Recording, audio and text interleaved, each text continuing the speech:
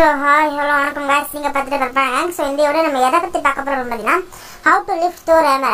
Thor hammer எப்படி தூக்குறது? இது வரைக்கும் என்னால கலெக்ட் பண்ண முடியல யார் தூக்கிருக்கா. சோ தூக்குறதுக்கு ஒர்த்தி அப்படிங்கிற விஷயம் வேணும்னாலே அது வந்து ஸ்ட்ரென்த் பேஸ் பண்ணதா அல்லது சக்தியை பேஸ் பண்ணதா இல்ல மனசை பேஸ் பண்ணதா. சோ அத பத்தி நம்ம இந்த வீடியோல பார்க்கறோம். சோ இது வந்து கொஞ்சம் அர்த்த பழசான வீடியோ அப்படி நினைச்சேன். ஆனா இதோட ஹிஸ்டரி இன்னும் முடியல. அதாவது இந்த மாதிரி விஷயங்கள் இன்னும் கமெண்ட் செக்ஷன்ல வரது முடியல. சோ அதனால தான் இந்த வீடியோ மேக் பண்ணிருக்கேன். சோ வாங்க இன்னைக்கு வீடியோக்குள்ள போலாம்.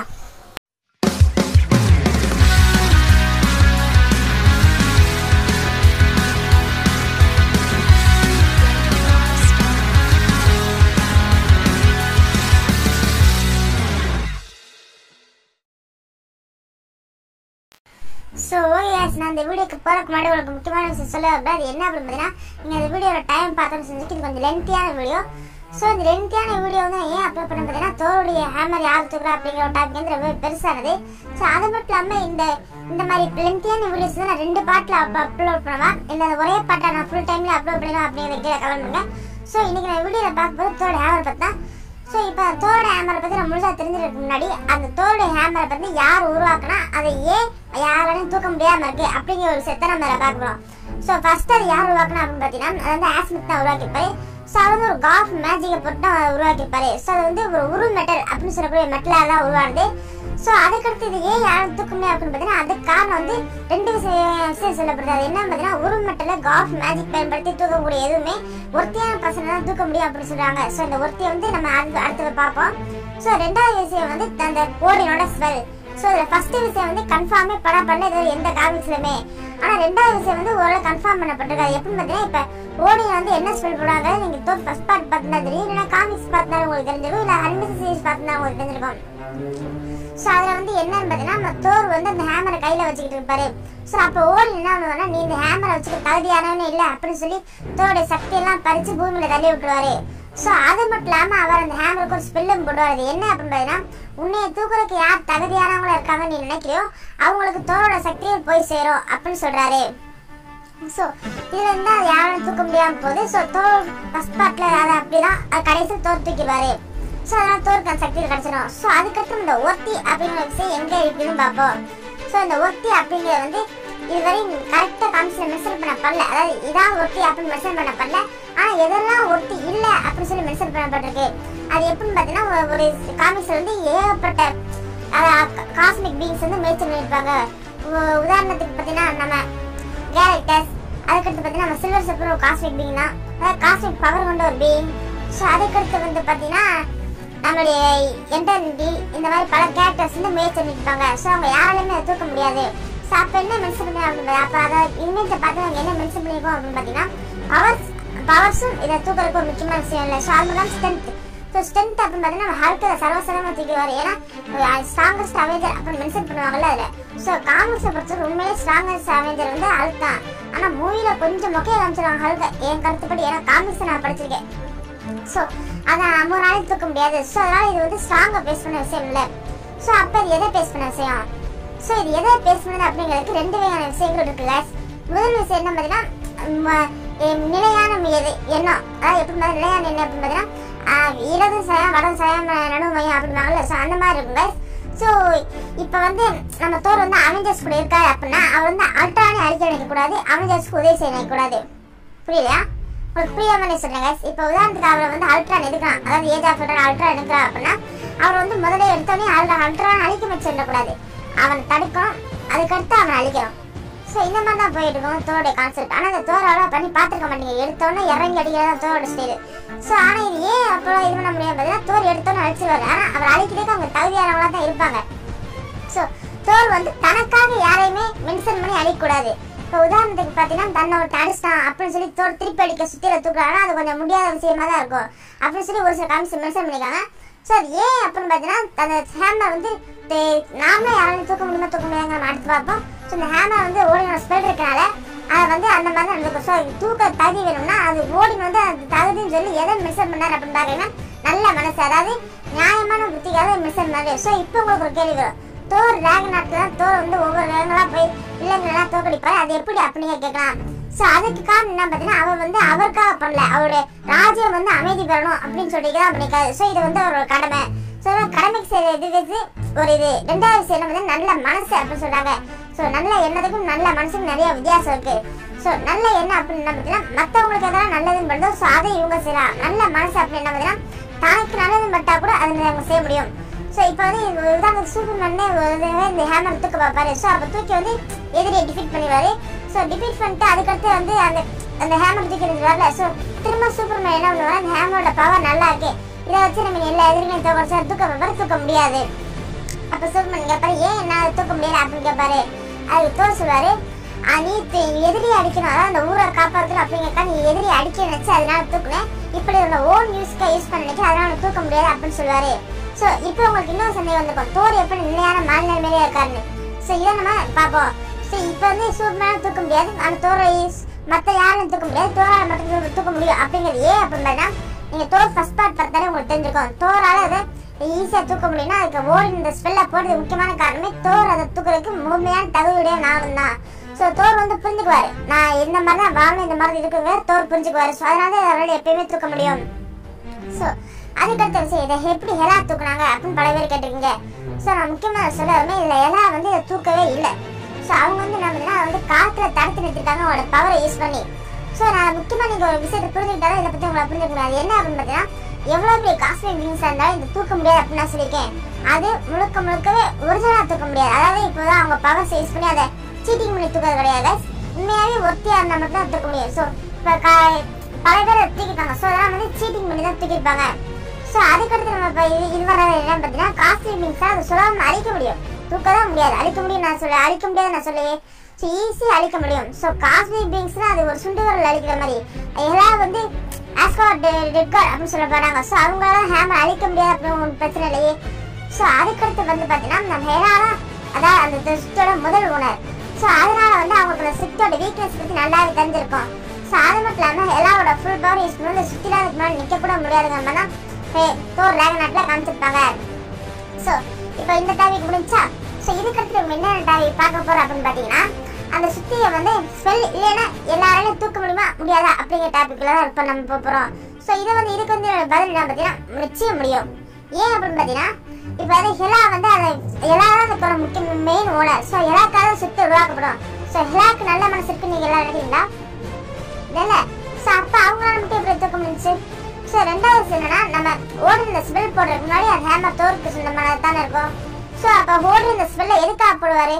அந்த ஹேமரை வந்து தோர் மிஸ்யூஸ் பண்ணுறான். ஸோ இனிமேல் அந்த ஹேமரை யாரும் மிஸ்யூஸ் பண்ணக்கூடாது, நியாயமான கைக்கு அந்த ஹேமர் போய் சொல்லணும் அப்படின்னு ஸ்பெல் போடுவார்.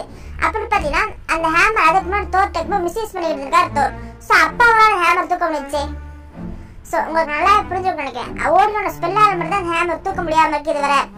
ஸோ ரெண்டாவது சிலர் என்ன கேட்குறாங்க அப்படின்னா அதை யாரும் தூக்குனா தோருக்கு வந்து சக்தி போயிடுமா அப்படின்னு பல பேர் கேட்கலாம். ஏன் அப்படின்னு பார்த்தீங்கன்னா ஓடினதுல அப்பதான் ஸ்பெல் போடுறாரு, இதை யார் தூக்க தகுதியானவங்களாக அவங்க பவர் போயிடலாம் அப்படின்னு சொல்லிட்டு.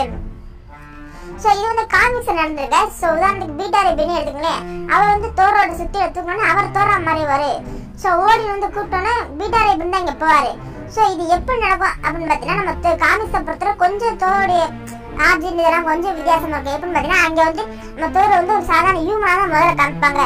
ஸோ அப்படி காமிக்கும் போது ஒரு ஸ்டிக் கிடைக்கும் அவருக்கு. ஸோ அதை தரையில் தட்டினோன்னா அவர் வந்து தோரா மாறிடுவார்.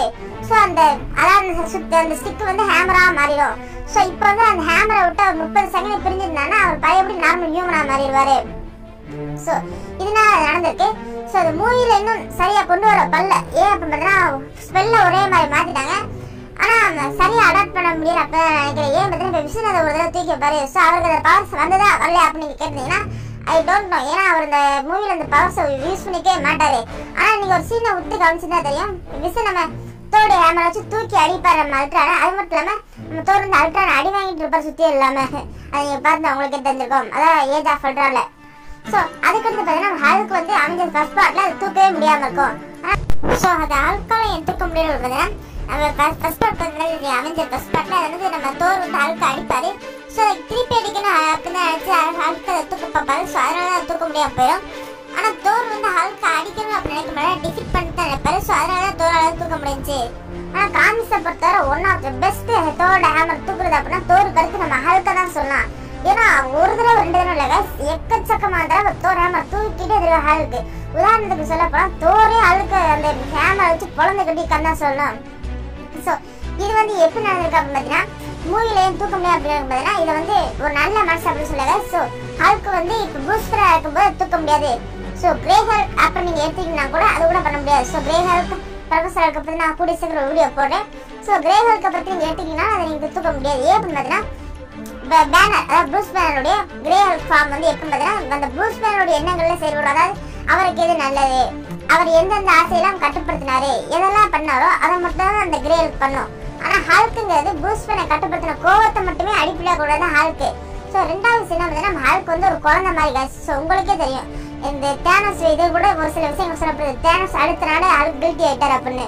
ஸோ இந்த மாதிரி பல விஷயங்கள் இருக்கு. ஸோ நம்ம ஹல்க் வந்து கொஞ்சம் குழந்தை மாதிரி. ஸோ பிறந்த குழந்தைக்கு அதாவது நம்ம விஷயம் வந்து சுத்தியில தூக்குறது முக்கியமான காரணம் மைண்ட் ஸ்டோன்ல அதை நீங்க புரிஞ்சுக்கணும். ஸோ பிறந்த குழந்தைக்கு வந்து நல்லது இல்லை கெட்டது இல்லை அது எதுவுமே தெரியாது அதுக்கு. அப்போ ஏதாவது நல்ல விஷயம் கெட்ட விஷயம் ரெண்டு தெரிஞ்சாதானே எந்த பாதைங்கிறதால முடிவெடுக்க முடியும். அதுக்கு எதுவுமே தெரியாதுங்கப்பா, அது எந்த பாதையிலுமே இருக்காது. ஸோ அப்போ நல்லையான மைண்டுக்கு சமமானதானே.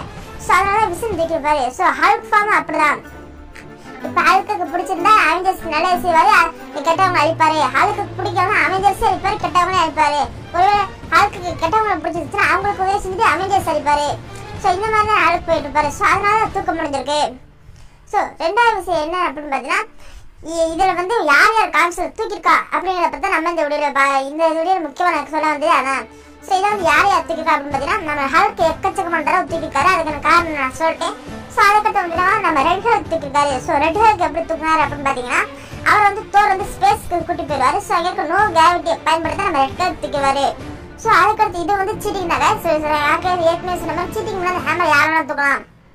ஸோ அதுக்கடுத்து வந்து யார் தூக்க முடியும் அப்படின்னு பார்த்தீங்கன்னா நம்மளுடைய சில்வர் சர்பர் தூக்கிருக்காரு. ஸோ இது வந்து ஒரு காஸ்மிக் பவர், அதாவது கேரக்டர்ஸோட 10% அளவுக்கு ஒரு காஸ்மிக் பவராக தான் அவர்கிட்ட கொடுத்துருப்பாரு கேரக்டர்ஸ். ஸோ அதை யூஸ் பண்ணா அவர் ஈஸியாக ஒரு காஸ்மிக் ஃபோர்ஸ் யூஸ் பண்ணி அவர் தூக்கிருப்பாரு. ரெண்டாவது விஷயம் வந்து கேரக்டர்ஸ். ஏங்க சில்வர் சர்பர் தூக்கும்போது கேரக்டர் பற்றி நீங்க யோசிச்சு தான் வேணும். அவர் வந்து நெகத்திலையும் கூட சுத்தில தூக்கி எறிஞ்சிருவாரு. ஸோ அடுத்து வந்து பார்த்தீங்கன்னா நம்ம பீட்டா ரேபன் தூக்கிருக்காரு.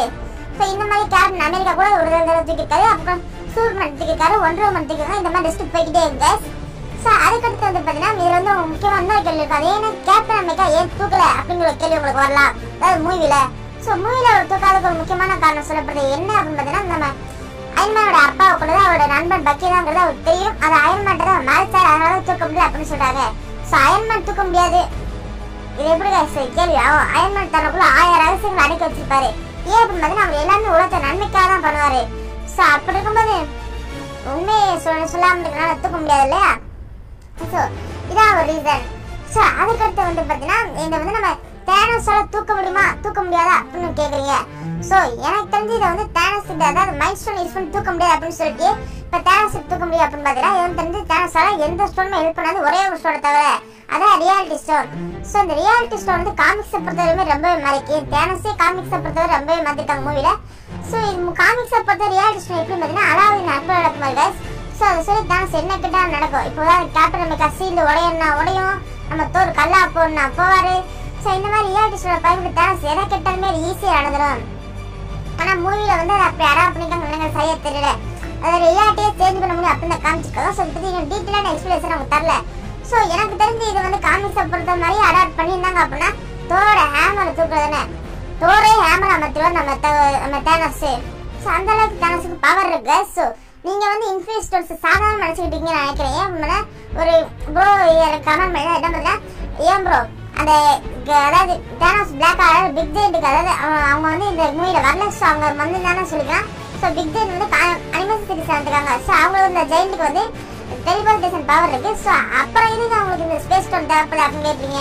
ஸோ இதை நீங்க முக்கியமான புரிஞ்சுக்க வேண்டிய விஷயம் என்ன இன்ஃபினிட்டி ஸ்டோன்ஸ் எல்லாமே அந்த உலகத்துல பழைய அத்தனை சக்திகளையுமே கட்டுப்படுத்தக்கூடிய சக்தி. இப்போ உதாரணத்துக்கு பார்த்தீங்கன்னா இங்க இருந்து நீங்க டெலிபோர்ட்டா 10 பேர் கூட டெலிபோர்ட் கொண்டு போகலாம். ஆனா உங்களால பண்ண முடியாத ஒண்ணு அது பண்ணுவோம். எப்படி பாத்தீங்கன்னா இப்ப இந்த உலகம் இருக்கா தேனஸோட உலகம் இருக்கா, ரெண்டுக்கு நடுவுல ஒரு கோடை போட்டு ரெண்டே ஒண்ணா நினைச்சிடும். அதாவது பாதி உலகம் இதுவும் பாதி உலகம் அதுவும் இருக்கும். நடுவுல எந்த விதமான டிஃபரன்ஸுமே இருக்காது, எல்லாம் அப்படியே தான் இருக்கு, எதுவுமே மாறாது. அது மட்டும் இல்லாம நம்ம அவெஞ்சர்ஸ் ரியாலிட்டி போக போறாங்க, அதாவது பேரவல் யூனிவர்ஸ்க்கு நுழைய போறாங்க அப்படின்னா பேரவல் யூனிவர்ஸையும் நம்மளுடைய ஸ்பேஸ் ஸ்டோன் கடக்கும். ஸோ எல்லா விதமான டெலிபோர்டேஷனுமே ஸ்பேஸ் ஸ்டோனால பண்ண முடியும், அதால பண்ண முடியாத ஒரு டெலிபோர்டேஷன் இல்லை. ஸோ இதை நீங்க தயவு செஞ்சு புரிஞ்சுக்கோங்க. ஸோ எல்லா விதமான ஸ்டோன்ஸுமே அப்படின்னா டைம் ஸ்டோனுக்கு வந்து எந்த விதமான ரியாலிட்டியுமே இப்போ உதாரணத்துக்கு உங்க சின்ன வயசு இந்த வயசு நீங்க போயிட்டு வர மட்டும் டைம் ஸ்பெண்ட் கிடையாது. ஸோ ரெண்டையுமே ஒன்னா இணைச்சிடலாம். உதாரணத்துக்கு ஒரே இடத்துல வந்து நீங்க உங்களோட சின்ன வயசு வாழ்க்கையும் பார்க்கலாம், பெரிய வயசு வாழ்க்கையும் பார்க்கலாம். ஸோ அந்த மாதிரி இதை பண்ண முடியும்.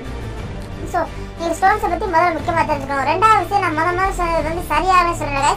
ஸோ அந்த இது வந்து ஏன் சரியா உருமட்டில் செஞ்சு எல்லாமே தூக்க முடியாதுன்னா அப்போ நம்ம தேனோஸோட காண்ட்லெட் யாராலும் தூக்க முடியாது அப்படிமே தூக்கிட்டாங்க. ரெண்டாவது வந்து என்ன பார்த்தீங்கன்னா நம்ம ஓடினோட கோல். ஸோ ஓடினோட கோல் பார்த்தீங்கன்னா நம்ம தோர் பார்ட் 2 மூலம் பார்த்தீங்கன்னா அதுவும் உருமட்டிலாம் செஞ்சது. ஆனால் லோக்கி தூக்கி வச்சு பாரு கைஸ், லோக்கி நல்லவர்னா அப்புறம் தேனோஸ் தான் சர்வசாதாரண மாறிவானே. ஸோ அந்த மாதிரி தான் கைஸ் இருக்கு. ஸோ அது மட்டும் இல்லாமல் இப்போ வந்து ஸ்டோன் பிரேக்கரை யாராலும் தூக்க முடியாது அப்படின்னு கேட்டீங்க. இதுக்கு வந்து சரியா கூட தெரியல. இருந்தாலும் பல பேர் சொல்றதை வச்சு என்ன சொன்னாங்கன்னா ஸ்டோன் பிரேக்கர் தூக்குறதுக்கு ஈஸியான வாய்ப்பு தான் இருக்கு. ஆனா சாதாரணமா அவங்களால தூக்க முடியாது. ஏன் அப்படின்னு பார்த்தீங்கன்னா உருமல்ல வந்து செம ஹெவியா இருக்கும். ஸோ அதை தூக்கணும் அப்படின்னு இப்போ நினைச்சீங்கன்னா இப்போ வந்து நம்ம தேனோஸ் வந்து ஈஸியாக தூக்கலாம். மற்றபடி பார்த்தீங்கன்னா நம்ம குரூட் தூக்கலாம். அதுக்கு குரூட் ஏற்கனவே தூக்கிப்பாரு. ஸோ அதுக்கடுத்து வந்து பார்த்தீங்கன்னா நம்ம கேப்டன் அமெரிக்கா இல்லைன்னா அயன்மேன், ஸோ ஹல்க் இந்த மாதிரி பலம் வந்து கதாபாத்திரங்கள் தூக்கலாம். ஸோ ரெண்டாவது சொன்னா தோர் ஹேமர் வந்து எப்படி இன்ஃபினிட்டி ஸ்டோன்ஸை பிரேக் பண்ணிச்சு அப்படின்னு கேட்குறீங்க. ஸோ முதல்ல நீங்கள் ரெண்டு விஷயம் புரிஞ்சுக்கணும். என்னன்னா இன்ஃபினிட்டி ஸ்டோன்ஸை தாங்க சேர்த்து அதாவது அந்த உருமட்டிலே கிடையாது. எப்படின்னு பார்த்தீங்கன்னா நம்ம தேனோஸ் வரக்கு போகும்போது உருமட்டலில் செஞ்ச அந்த காண்ட்லெட்டே உடஞ்சிடும். ஸோ இதை பற்றி நீங்கள் புரிஞ்சுக்கணும். அப்போ எப்படி ஆஸ் வந்து நெஞ்சுக்குள்ள போச்சு அப்படின்னு பார்த்தீங்கன்னா அதை வந்து நம்ம தேனோஸ் வந்து ஒரே ஒரு ஸ்டோனை யூஸ் பண்ணிப்பாரு. ஏன் அப்படின்னா அந்த மூவி முழுக்க ஒவ்வொரு ஸ்டோனை அவர் யூஸ் பண்ணுவார். லாஸ்ட்ல 6 ஸ்டோனுமே யூஸ் பண்ணுவார். ஸோ நம்ம தேனோஸ் மேக்ஸிமம் 2 ஸ்டோன் யூஸ் பண்ணியிருந்தாலே அதை அழிச்சிருக்க முடியும். 2 ஸ்டோன் கூட வேணாம், ஒரு ஸ்டோன் இருந்தாலே அழிச்சிருக்க முடியும். அது என்ன ஸ்டோன் பார்த்தீங்கன்னா பவர் ஸ்டோன். ஸோ அந்த ஹேமருக்கு வந்து பவர் ஸ்டோன் கொடுத்தா ஃபுல்லாக பிளாஸ்ட் ஆயிருக்கும். ஆனால் அந்த ஹேமர் வந்து தாண்டிக்கிட்டு போச்சு. ஸோ அவர் என்ன ஸ்டோனை யூஸ் பண்ணாங்கன்னு அவருக்கு தான் தெரியும். அதுக்கடுத்து பார்த்தீங்கன்னா நம்ம தேனோஸ் வந்து நினைச்சா அந்த ஸ்டோன் பேக்கெல்லாம் உடச்சே போட்டலாம். ரெண்டாவது விஷயம் தோர் வந்து இந்த மூவியில் ஓவராக தான் கொஞ்சம் ஓவர் பவரோட தான் காமிச்சிருக்கா அப்படின்னு சொல்லி டைரக்டர்ஸே சொல்லியிருக்காங்க. ஸோ ஓகே, இந்த வீடியோஸ்லாம் வந்து so bye bye. Next video சீக்கிரம் சொன்னீங்கன்னா நைஸ் டே.